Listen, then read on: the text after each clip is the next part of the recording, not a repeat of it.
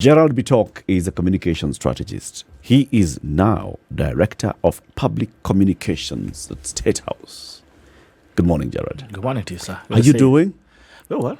Eh? As you can see, it's a bit chilly though in Nairobi. There seems to be some bug moving around, but yeah, we're keeping well. Very good. How are you? Very good. We are very well. Yes, welcome.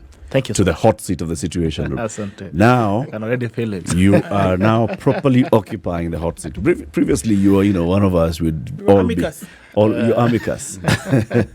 Still, I think emotionally, I'm still there. I've not really transitioned much. So I think we can still relate so much with the things that we've been doing in the past. And Okay. Yeah, but I'm looking forward to a great conversation. We will have It was a great pleasure to have you. To have you also. Me, I'm also having you. Yes. I listen to you every single day, and I also appreciate what you guys are doing. And I think you giving us the right space in terms of media, where everybody feels safe to come and have a conversation with Kenyans. And I think that's the right ideology of journalism and is the right spirit of media and communication. And I really appreciate it. I listen to you every single day, every single morning. I'm always listening. Very good. Yeah. City. Yes, please. Mesikia bana vile No, I'm listening to Brother Gerald. tumepambwa bana. No, Come it's on. very good. Thank you very much for the kind words, Gerald. Very good. The day's proverb. This week's proverbs, Gerald, are from the country called Kenya. You may have heard of the country. It's in East Africa. Sounds familiar. First, the water of the river flows on without waiting for the thirsty man. The water of the river flows on without waiting for the thirsty man. No, doesn't wait. Gerald, what do you make of this proverb? What's your interpretation? I think it sounds the same with the fact that time will always pass, whether you're making use of it or not. And there are things that will never wait for your need. And that's how life is simply structured. That life does not appreciate entitlement. A lot of people think that they're entitled to things or things can wait for them to be ready. And, things will always happen. Time will pass. The river will flow by, whether you're thirsty or not. It doesn't care. Yeah. And maybe by the time you're thinking you want to service your thirst, the river stopped flowing. So I think it brings us to the reality of life that things will always keep moving. You will grow older. Time will pass you by. Opportunities will pass you by, whether you're making use of them or not. So I think it's a very, I've never heard about it, but I think it's really, it gets you into deep thought about the perspective of life and how much you can do and how much you can also wait. That's true. Yeah. Very good one. I hope I'm right, City. My friend, you have given us your opinion, and that's what we wanted. And we agree with your opinion. Yes. Completely, all the time, always. Politically correct. Well, you see, the beauty of Proverbs is you talk about it and interpret it as it resonates with you. Okay. And the truth is, someone else listening to this will be able to give us or contextualize it in a way that none of us would have thought of, but that's how it resonates with them. So you are 100% right. Okay. So, Gerald, Director of Public Communications at State House. Is this a new position or was it there before you were appointed to it? One thing about the need for communication that keeps shifting, depending on what exactly is happening at that point. I might not authoritatively state that it has been there for how long it has been, but I know that office has been in existence because the government has always needed to speak to the public. It's generally just about communicating a heart between the government and the people that maintains the base, the feeling and the pulse of the nation. And we have two types of communication. There is a political communication, often that talks about all the other political things, the president is doing this and that. Then when it comes to public communication, it's about telling the people what's going on with government, the plans that government has, the march that government is doing. It's literally keeping the government and the people in one path. For them understanding that this is what is going on. This is what the government is doing, this is what it promised it was delivering. So majorly it's about policy and how much is being done. We try to stay away from politics. I'm a very good man, I'm a gentleman. I know you'll miss the politician in me, but now I've changed. I'm a new man. So we speak much more to the emotions of the people. Are we witnessing a born-again Gerald Bitok? Scales falling off I mean, the there's eyes no kind limit of to thing? getting born again. I've just got born again. I don't know when I'll get born again.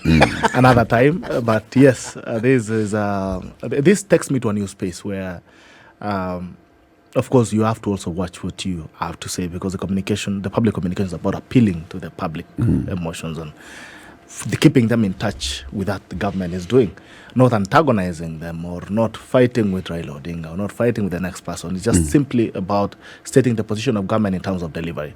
So that is where we are, policy and delivery. So when you communicate, basically we take it that this is the government position on this particular matter. Not necessarily. And that's why you have to be careful.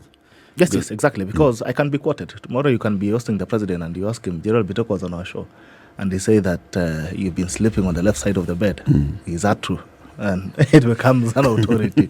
So I have to, literally I have to speak under the president. I cannot precede the president. What's the difference between this role and government spokesman? Government spokesman is about day to day. I cannot speak for PSC, of course, because those are the people who determine who does what.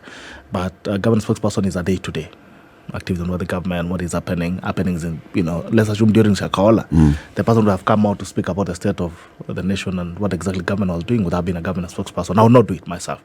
But I'm technically rooted on policy and delivery. Okay. Yes. When you say you're rooted in the technicalities of policy and delivery, what you're then saying is, for instance, every government has some sort of delivery unit. They call it different names, okay?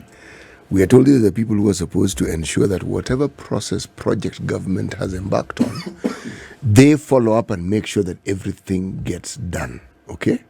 Now, if you have the role you have and you tell us this is the government policy, will you also tell us where we are at every given point in time? Will you be able to tell us, fine, folks, this is what I'm saying. This is the roadmap, okay?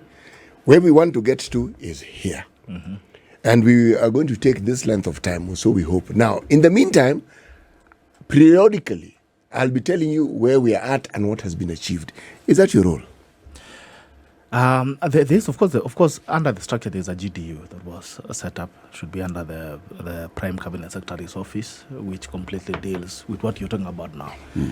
Tracking government delivery in terms of this, what needs to be done, how much is being done. Then there's me would say, the government in last year on March talked about delivering fertilizer to farmers. And I'll tell you today, for instance, there have been an uptake of 3 million bags of fertilizers. That's what I would do. That's what I would tell you about what the government is doing. Because you realize that sometimes, just like advertising, when you wink in the dark, nobody really gets to notice. It doesn't matter when times you wink. So sometimes there's a lot that is going on in government, a lot of things that the government is doing, but never gets to come out here. So what ends up winning is the stories that you hear about what the government is not doing. But then in reality, government is always working. There's always something that is being delivered. But then again, who communicates these things? That this is what has been happening. Look at, for instance, what was happening yesterday, the EU signing economic pact between Kenya and the European Union. We have had a lot of conversations about the president's visit to EU and a lot of stories around it, how he's globetrotting and all that. But then again, without the transition of the results of this, all these conversations get lost at that point.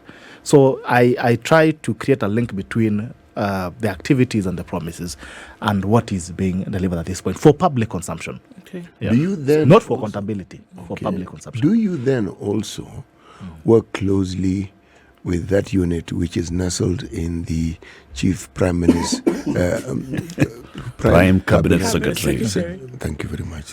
Thank you so much. Prime CS. Prime, thank you. Do you coordinate with that office, the office of the government spokesman, and every other office that deals with service delivery, the actualization of it, and the reporting of it? So, just to give you a perspective of it, for me, I'm domiciled under the office of State House spokesperson. That is the handles policy around State House. Everything operates in its own way. The office of GDU majorly would work with what I'm telling you, tracking of government delivery. That office is not in place yet. It is in the structure, it does not be constituted. The office of the government spokesperson is not in place yet, as you can know. So the much I can do is what the office of the state spokesperson can deliver around the presidency as it is, not around the all operations in government. I cannot tell you now, I can speak for the Ministry of Agriculture, but I can only tell you what is happening there, what has been delivered at that point when it comes to just across board. You know, Gerald, where I'm going with my questions, I'm seeking clarity, but I also want to remove the ambiguity of there being duplication of services. Because it's communication. The policy bit, yes. None of these other people talk about policy. That is absolutely true. But you see, policy, for it to make sense, has to be actualized. Yeah. So we have to see, this is policy, this is what it looks like when it's operationalized. So I'm asking the question, that is you. Then there are these other people, GDU, who then follow up to make sure that these things get done. Now, when they are done, it is you who reports it. From a policy perspective, my thinking, this was the policy, this is how it's been delivered. The GDU hardly ever talks, at least the existence of one, when in the previous government, we actually hosted the gentleman who was in charge of it. But one knew it existed, but one didn't actually get to hear a report from them on a daily basis as to what they were doing. But yet they were working, as you say. So I'm merely asking, do you work closely? Do you connect to these people? Because if we talk about what they do, it has to emanate from policy. And you communicate on policy. Now, this is what we want to do. It's been done. This is what it looks like. That is really my question. You see, in government, there's nobody works in isolation. Government is one unit. Like the three of you here. You sit on one show, which is a situation room, and somehow, at some point, you're talking about the proverb, and he's chiming in and giving his thoughts, and at some point, you also has something to say. There's nobody who works in isolation. Nobody's an island. At the end of the day, you're all feeding into one goal. When you talk about policy, the manifesto itself, Kenya Kwanza, is a policy in itself. It's a promise to Kenyans that this is what we are coming to do.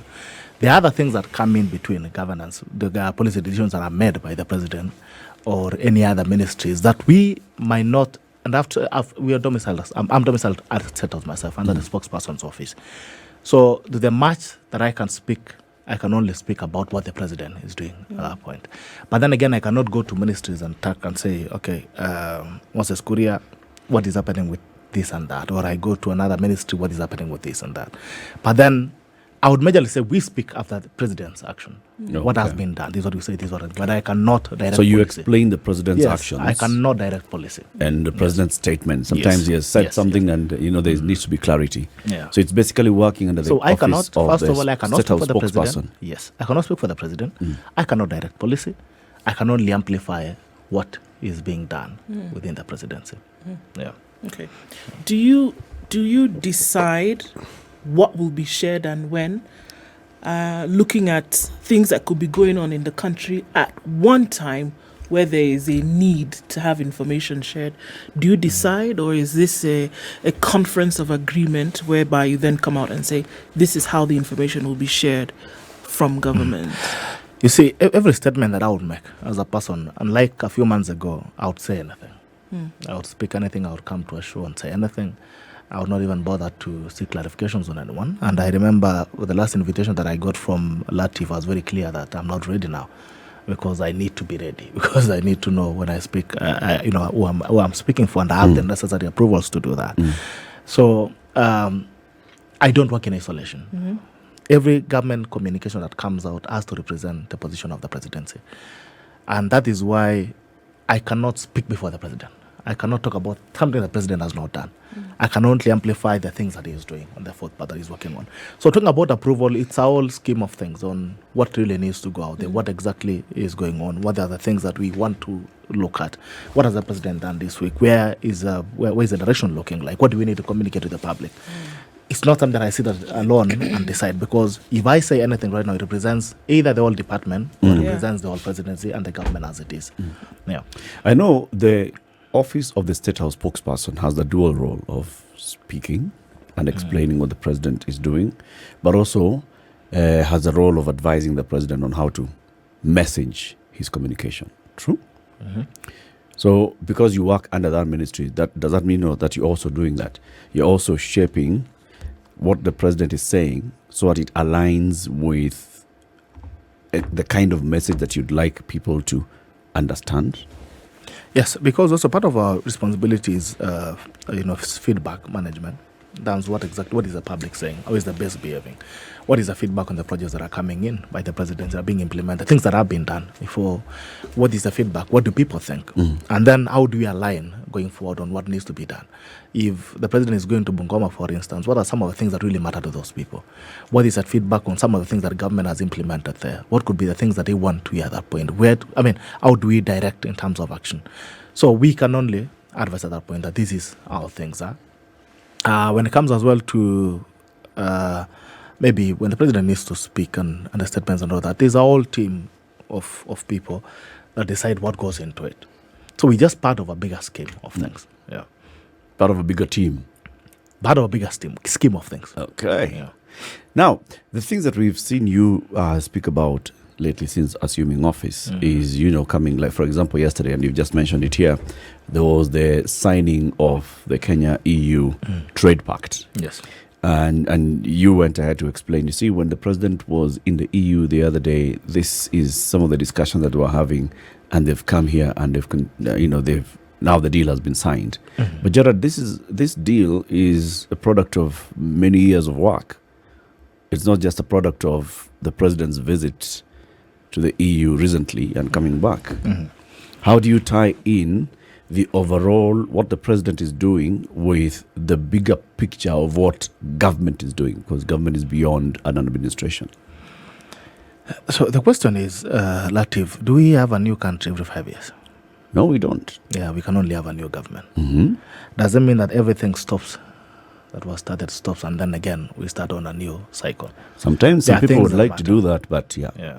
So sometimes there are processes that we know as a country matter to all of us. There are processes that I could start and you could finish in the biggest interest of the public and the people. This is what, and I've seen this argument coming out often yesterday when these signings were done. But the person who was actually made this happen and consummated it is the president who is sitting right now. He could have decided to leave it. Would it have been better? Because it's an argument that I find limps a lot. Right?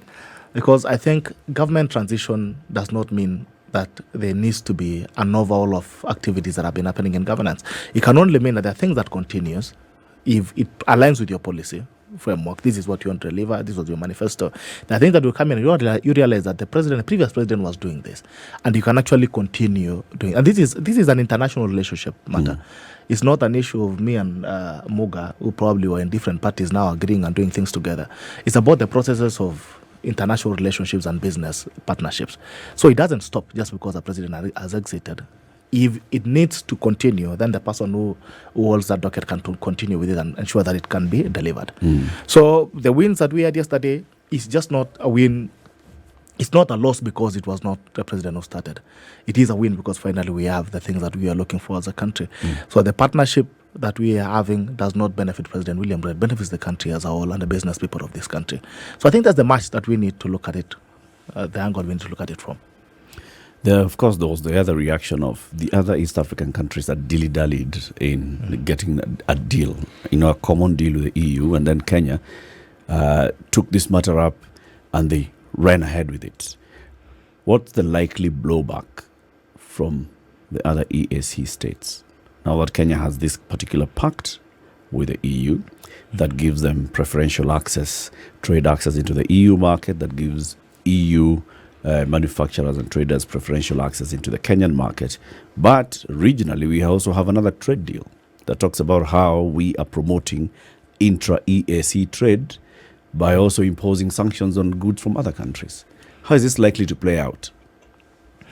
The pact that was sent yesterday between Kenya and the EU is not between Kenya and Tanzania and Uganda and the EU.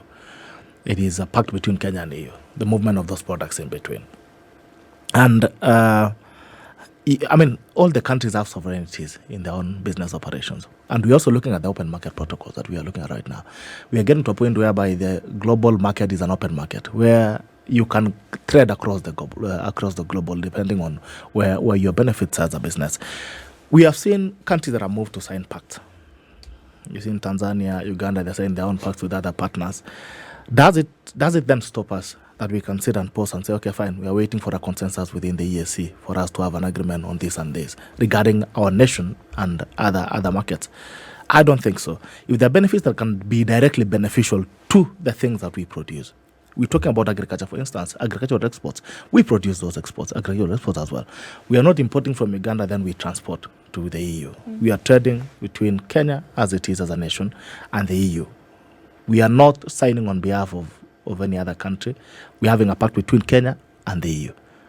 And I think we have that level of transnational independence. That's all understood. Yeah. My question is, you see, Kenya also is a signatory to the East African Common Market Protocol, yes, which has its own deals and protocols that talk about how we trade regionally and also how we give each other preferential treatment when it comes to trade. But because we're giving each other preferential treatment, we also are very careful on how external markets access this market or how we access the other external markets. And that's why there's a whole conversation of why don't you have the EU is dealing with us as a block of countries. We are dealing as one country, and yet we have the East African community. Why couldn't we, as Kenya, as the people who can see the bigger picture, work within the EAC and convince our brothers and sisters in the EAC that let's sign a pact with the EU together? Remember, as a person who speaks after the president has spoken, the president has talked about this before. Why are African countries being dealt with singularly to go and meet with, one big country or one EU, one UK, one US? We need to be talking as Africa. We need to be treated as a big African giant that we are. And yet here we are signing a deal as Kenya and not the EAC. I think we are being unfair to ourselves and to our sovereignty to an extent, because there are different conversations going on within different units. The EAC is still there. Nobody has messed up with the trade between Kenya, Tanzania, and Uganda, and any other country in between. Europe coming in does not mean that now you're not going to trade with Uganda or Tanzania. At least my own very basic understanding. We've seen the president over the last couple of weeks working around the unity of Africa and the economic. I'm talking about even about Afri-Exim Bank coming in as a trading unit to trade amongst each other. Does that mean that you cannot trade with other countries outside the African conglomeration? Doesn't mean that. It only means that, yes, you can have that trade relationship outside, but you can also have these other trade relations that you can have within the EAC and within the region as it is. So I think we are being very unfair to ourselves if we say that we are going, like you have said, you started very well, you said they are dilly-dallying. So if they are dilly-dallying, how is it our responsibility? So if there's a position for Kenya to be able to take something and run with it while the others are deciding, it doesn't mean that Kenya has forsaken the community, as it were, but there's also opportunities that Kenya can take and go with that. And I think that would work in reverse. Does it mean that other countries within the EAC have not had trade pacts with other nations? They have had. Does it mean that we have had a political or a business impasse with those people because they have made decisions that were good for their country? That's not a fact. For instance, different countries produce different things. When you go to Tanzania, you talk about the several minerals that Tanzania comes out with and trades among other nations. So if Tanzania, for instance, decides to do a trade pact between Germany and themselves on the trade of diamonds, does it affect the trade within the EAC? Doesn't affect the relationship between the EAC. And are we saying that just because we have a trade relationship, then we lose our sovereignty to make decisions in terms of trade? I don't think so. No, it doesn't. Are we going to a break, or can I say what I wish to say? Say, and then we'll do the break. This matter has a slight complexity because this discussion we're having around 2014 is when we started having these discussions, and we were having it as the East African community, not as Kenya. Now, in 2016, the agreement that was then reached at Kenya actually signed. Rwanda signed but didn't ratify it because the understanding was that it was supposed to take it to their parliament, respective parliaments. Uganda and Tanzania did not sign. Okay? So now, moving forward, new government in place, Kenya then signs. In my mind, everything you say is true, Gerald, except this. If this matter had not begun as something that was being worked out for the East African community, it would be a very straightforward matter. When you are trying to create an economic bloc and to strengthen it, there are details that perhaps we don't understand and things which your office might be able to clarify for us. And that is how we navigate around such a matter, which we started as the East African community. And now Kenya seems to have said, okay, folks, you seem to be dilly-dallying. We had this opportunity in 2016, you didn't take it. So now we are now moving forward and we are signing. The reality is, if we sign an agreement with the EU, such as the one we're talking about, it means all the 27 members of that EU will be able to trade with us. It would be a lie if we said it would not affect the trade within East Africa. It will.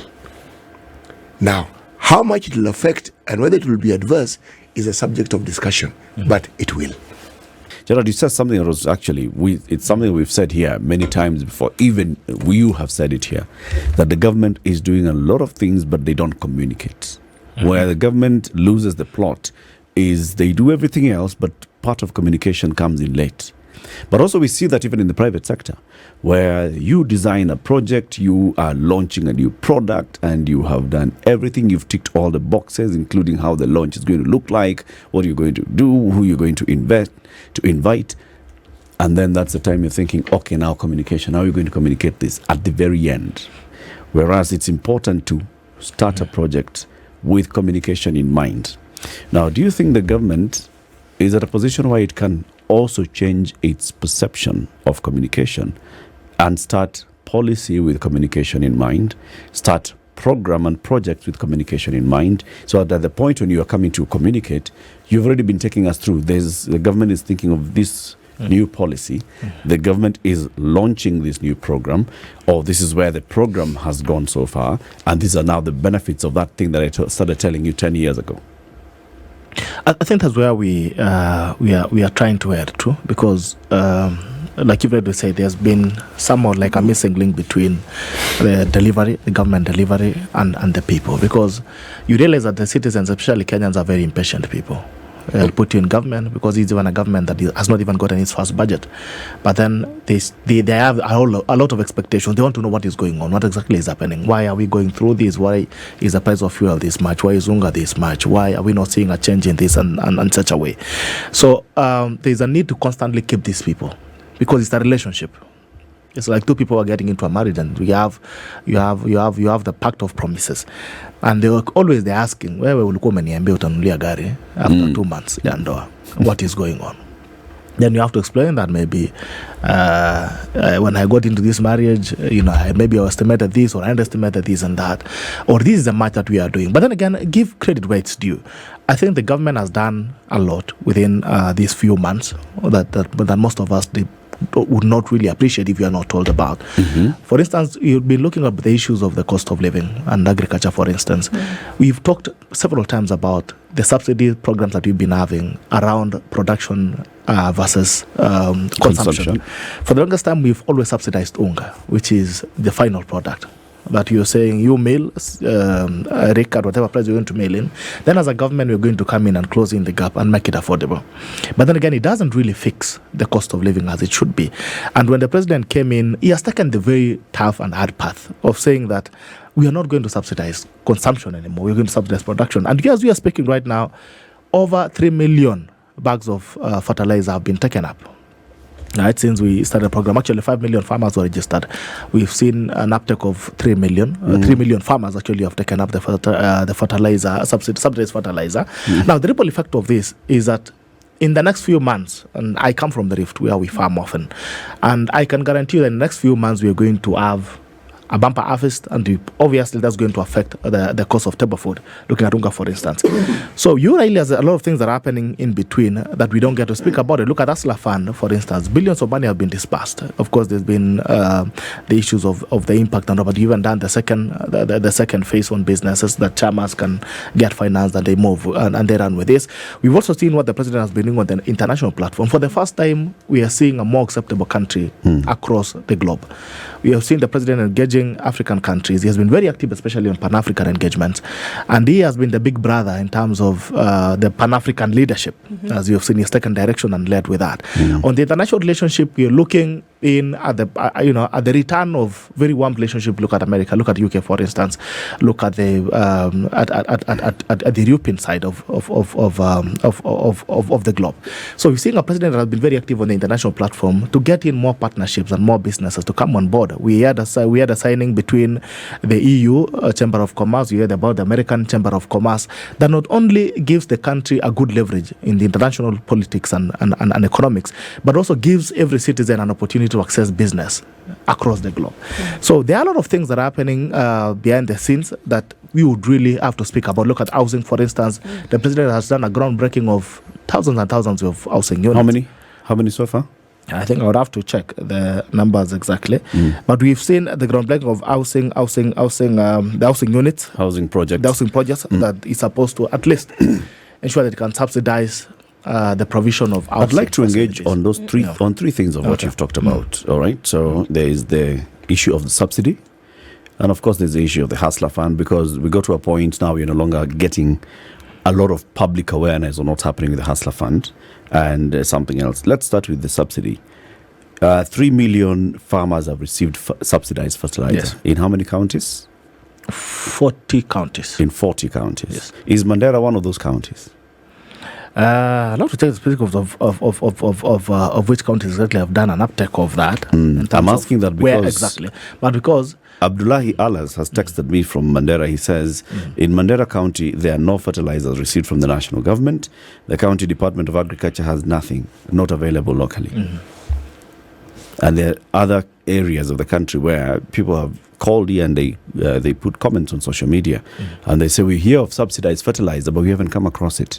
What do you tell those people who have not? I think all the subsidies were being distributed towards the chains of NCPB. So if someone has not received the subsidized fertilizer, they have to state the reason why. Is it that they went to the stores and they missed the fertilizer? Was it not there? Is it that they went and they told the fertilizer not there? What were the reasons that were given by those officers? Because the fertilizer should be available across the country. Okay. So it should be available. Yes. But 3 million with the 5 million farmers registered, so there's still a shortfall of 2 million farmers who have not received fertilizer. It's about absorption, because you cannot guarantee 100% absorption on any government project. So if you are doing the fertilizer, for instance, there's no guarantee that Ndu, who is sitting in Nairobi, is going to take up fertilizer, for instance, or the next one. It doesn't mean that the project has failed, but it only means that maybe there are people who have not absorbed the fertilizer. And it's a continuous process. That's one thing. The beauty about this, that it's a continuous process. It's not a one-off thing. Depending on the farming seasons, it's a continuous. You could be doing the planting, you're doing the NPK. At some point, you're doing the CN and the urea. So it's a continuous process. The subsidy fertilizer program is a continuous process. So the uptake needs to continue, and it would be good to get those feedback as well. Like Abdullah, I should be able to know, and I think I know him. I should be able to know why he was not able to access a fertilizer, and then we can give the feedback back to Ministry of Agriculture. But I cannot sit here and tell you that there is 100% absorption of that of the fertilizer. Okay. In a realistic manner. Something else that happens is, you've talked about the president came in and said, let's break away from subsidizing consumption. Subsidizing consumption actually just happened the other day towards the election. Yes. Before that, the kind of subsidy that we see often is subsidizing offtake from farmers, where NCPB buys maize from farmers at a certain price that is well above maybe the market, and then they put up a certain amount. Are we likely to see the same happening this year at harvest time, when farmers then come and say, we want to sell our maize, but at this particular price, and then the NCPB then has to match that price? I think the government is going to make a declaration on the buying price. Of course, it has done before. There have been several harvests, and the government has said we're going to buy the maize at this much. There are many farmers, of course, who are going to sell also to private players. We have millers who are doing who are milling every single day. At this point of time, it's not only that the farmer relies 100% on the government uptake, but also on the private sector and the guys who are milling and selling for commercial purposes. So the government will set this price, that this is a much that we're going to buy the maize at. Right, and the government is not a government of Uganda. The maize will still be here. anyway, will still be within the circulation. So when you talk about if we are subsidizing unga, for instance, then we will not have the maize that we're talking about harvesting. So we're harvesting now because we subsidize production. The biggest headache as a farmer, if you have ever farmed before, the biggest headache of any farmer is the cost of production. If your cost of production does not match or is more than the output, then it doesn't make sense to farm. So any farmer right now who is farming would be very keen to know if the final price at NCBB, for instance, would be 4,000 shillings. When I make my calculation on the cost of fertilizer, there is a point that even fertilizer was 7,000 Kenyan shillings, right? And however much you try to calculate, even for just subsistence, it was not making sense. So if we are subsidizing production, it means that we are not only giving a farmer a chance to earn from either front, whether you're selling to government, whether you're going to sell in private sector, or whether you're also consuming as well, whether you're using it to pay fees, because even schools are telling you can bring maize. But then again, they can match up the pricing. This is the cost of maize, and you can use it to set off your fees. So not only are we giving the farmer an opportunity to negotiate in the market, whether you're selling them to the private sector or you're selling to the government, you still have a margin because your cost of production are very low. Why have we always complained about the influx of imports in terms of food products, for instance, from Uganda? The cost of producing maize in Uganda is almost nil. So a farmer in Uganda would sell that maize for almost nothing. And it comes to this country and you cannot compete. And in an era of an open market protocol, you cannot say, like the time when Tanzania was saying they cannot take up our eggs, or they cannot take up our chicken, our chicklets. We cannot get to a point where you're saying we have to stop supply. We can only compete in terms of production. What is the cost of production of a bag in Kenya and Tanzania? If our cost of production is almost at the same level, then we don't need to import from Tanzania because the market price would still be the same. So the subsidized production, subsidized fertilizer does not only give the farmer an opportunity to negotiate better in the market, but also ensures that we have more and more maize produced for self-sustenance. Yeah. Okay. Looking at some of the things that were said by the government in place today that hinged on policy in the name of promises during campaigns, how then would you update Kenyans on a regular basis in terms of what is happening with those things? So there were certain things that were said in the run-up to elections and then even after the government was put in place that for one reason or another, right now have not been done. There may be things in progress. There may be things that are futurely in terms of the execution. How would you then be updating Kenyans on some of those things? We're looking at the water provision, for example. I believe the number given was 100 dams to be built around the country, to be constructed and things like that, that Kenyans, are hinged upon and waiting to hear back. How would you then be updating Kenyans with regularity on the things that then are policy, as you've said? That's what we've been trying to do, to ensure that we can keep Kenyans abreast on what has been happening. For instance, last week we spoke much about fertilizer program, how much we've been able to achieve. Also getting feedback from farmers. We have a lot of footages from the ground, from farmers who have benefited and how much they've been able to produce better this year. So we'll try as much as possible to keep the public engaged on what exactly the government is doing and the results that are coming back from the party. Not just about us sitting somewhere and saying, okay, this is what we've given you. It's also about coming back to you, like farmers, coming to the farmers and asking them, the fertilizer that we gave you, did you get access to fertilizer? Yes. At how much? This is the price that you got. What are the results? Someone will show you their farm. This is a much I've been able to harvest. You've seen even women who are doing ngwashe farming or sweet potatoes. You've seen farmers who have been, as far as even Homa Bay, all parts of the country. We've tried to take feedback, Rift Valley and Western, trying to see central Kenya, trying to see what exactly has been able to be moved in terms of the government programs. Now, there are programs that will take time. When you talk about dams, for instance, the conversation around dams was around PPPs and how much can the government can do at that level. So that's not something that you can say you're going to deliver overnight. For instance, we have dams that we are doing at that point. How long does it take to build a dam, for instance? So as we move forward, the government will be able to do much more, and we'll be able to come out here and say the government has done maybe 20 cubic meter of dam. The government has been able to disperse this much to education. We are seeing also the issues of universal health care that is coming up under Ministry of Health, ensuring that all Kenyans, this is part of the promise, to ensuring that every Kenyan can get dignified healthcare services. dignified healthcare services exclusive, without any exclusions. So you look at UHC, the universal healthcare cover that's coming in as well. When that point comes where the government is launching and implementing it, we'll come back and tell you this is the much the government is doing at the Ministry of Health. This is what the UHC entails.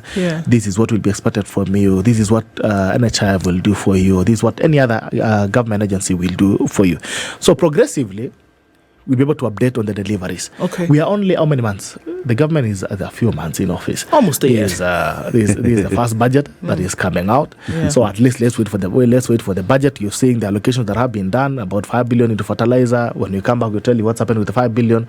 You're talking to other allocations that has been done, maybe into Ministries of Water, Ministry of Health.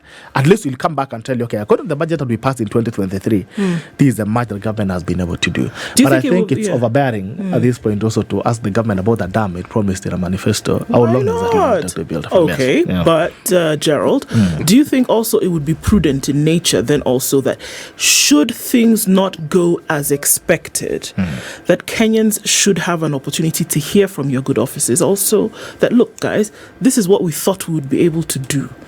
And because of this, we've not been able to, rather than, allow things to snowball to a situation whereby people are, your office is met with angst and all sorts of things. Do you think also that would be a stance that you would take and say, look, this is the situation, not just progressively. There's sometimes when things are at a standstill and Kenyans ought to be told the truth. Of course, there'll be those moments where things that are supposed to be moving are not moving. And I think, as the communication is a continuous process, I cannot preempt now and communicate to you what is going to happen in the next 3 weeks, what is going to stop, what is going to stall, or what is not going to happen at that point. I cannot preempt now and communicate to you. But it gets to that point whereby critical services or critical things within government are not moving. It's the responsibility of government to come out and communicate to its people and the citizens that this is a situation with this, and this is what we are trying to do about it. So I would not sit here and preempt what is going to happen in the next 2 weeks or what exactly is going to stall. We just started off the programs that are running. If it gets to that point where you're asking me, you call me and you're like, you talked about subsidized, like what you're asking me now about subsidized fertilizer.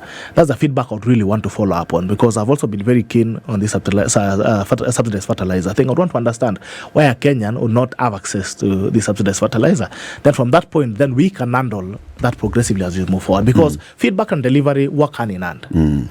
If I give you this and you have to give me feedback about it, if I told you I'm going to give you this and then you feel you're not getting it, that feedback as well as helps us and helps the government to ensure that it can improve on its delivery.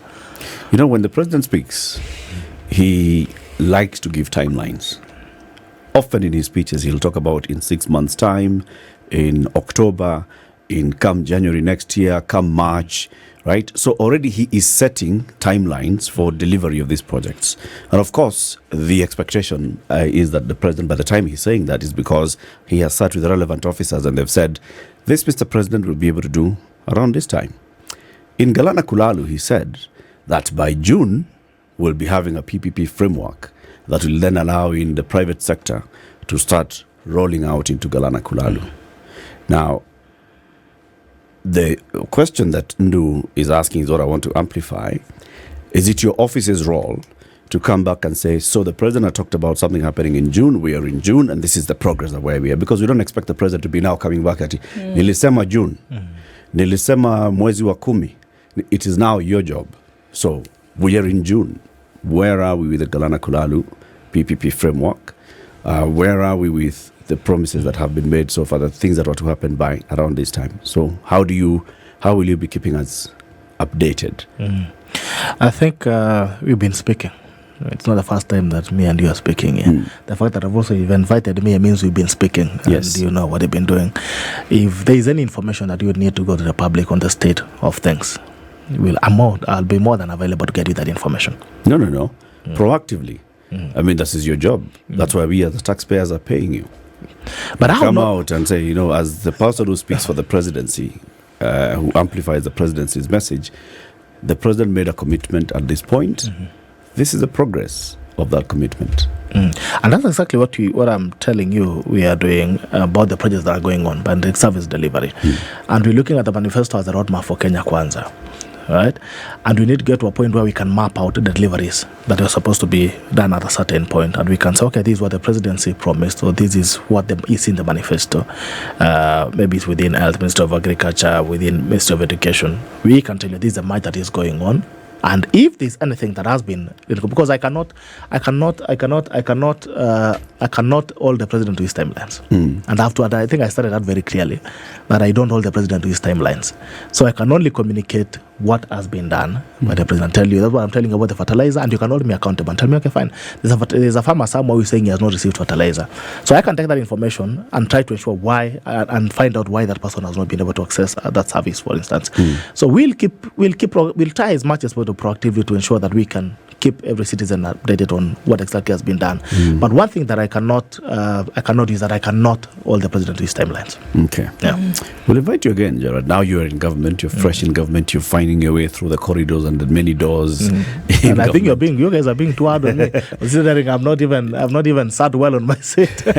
Now we'll invite you again after you've seen the things. Come and tell us, coming from outside, and the communication that you've been doing outside, and the frustration that you've been having with not hearing the right message from government, and then getting in there, what is it that you find that maybe needs to change so that government can communicate more effectively and better? But congratulations on this job. Thank you. I think also we need to invite you as partners, and you find that sometimes the biggest role of the media is the same role that we have as government, to engage the public, and it's in the public good. So we want to invite you as partners to ensure that as well you can proactively speak about what the government is doing. Even as you think about what it's not doing, you can also tie it up with what it's doing, what the government is doing, so that we all ensure that the public is informed. Because I think there's always been a missing link between, there's only much that government communication can do without the mainstream communication as you are. Me sitting here means that I can get a bigger space to speak to more citizens than now speak in my own corner where I am. That's true. So invite you as partners to ensure that as well you can partner with us, and ensure that we can speak to more and more Kenyans. For instance, this message on fertilizer, maybe you can ask me for more information. Then tomorrow, when I'm listening in at 6 a.m., I want to hear you saying, this is what has happened. Very well said, Gerald. We have a partnership. You'll be a regular visitor to this show so that you can give us updates and we can get to understand what the government is doing. That's 100. This is the Situation Room, the only way to start your day.